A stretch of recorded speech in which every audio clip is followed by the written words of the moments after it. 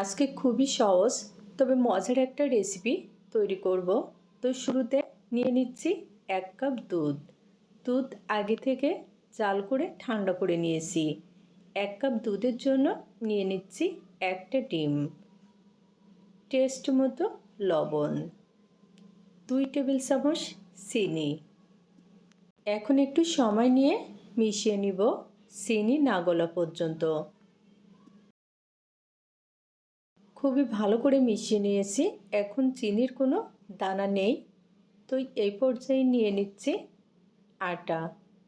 আজকের নাস্তাটা আমি আটা দিয়ে তৈরি করব, তবে তোমরা চাইলে এখানে আটার পরিবর্তে ময়দাও নিতে পারো।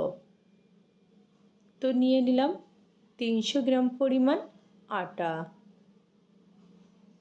এখন মিশিয়ে নিচ্ছি। এমনভাবে মিশিয়ে নিব যেন কোনো রকম দলা বা গোটা অংশ না থাকে। কেননা ব্যাটার যত বেশি সুন্দর করে মিশিয়ে নেওয়া যাবে, নাস্তাটা কিন্তু তত বেশি পারফেক্ট হবে।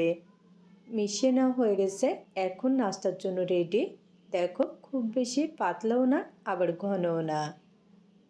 এখন প্যানে নিয়ে নিলাম 2 কাপ পরিমাণ নারকেল কুড়ানো, 1 চিমটি লবণ আর 150 গ্রাম পরিমাণ খেজুরের গুড়।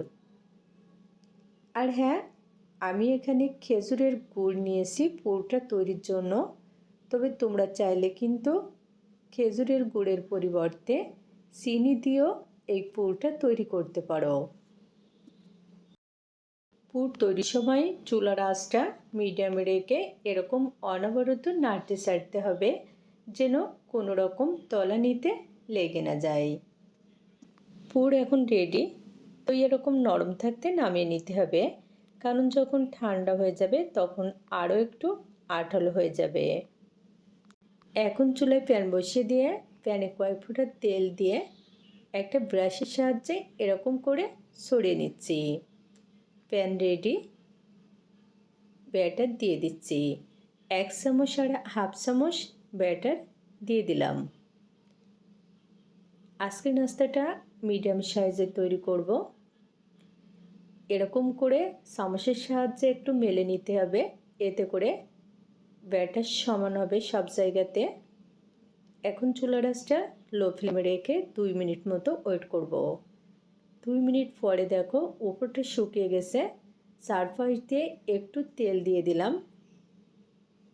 এখন ভালো করে ভাজার জন্য উল্টে নিচ্ছি।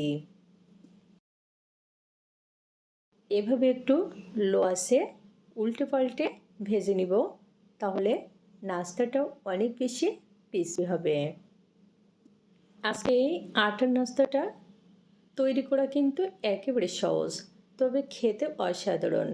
তোমরা চাইলে কিন্তু অতিথি আপ্যায়নে এই নাস্তাটা তৈরি করে নিতে পারো। ভালো করে রুটিটা ভেজে নেওয়া হয়ে গেছে।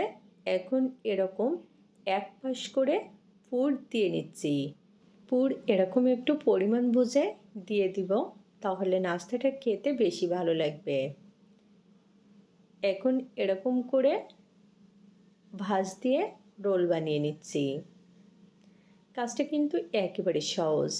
একটু দেখলে যে কেউ খুবই সহজে আজকের নাস্তাটা তৈরি করে নিতে পারবে। ব্যাস, তৈরি হয়ে গেল ঝটপট নাস্তার রেসিপি। তো ভালো লাগলে অবশ্যই তৈরি করে দেখো।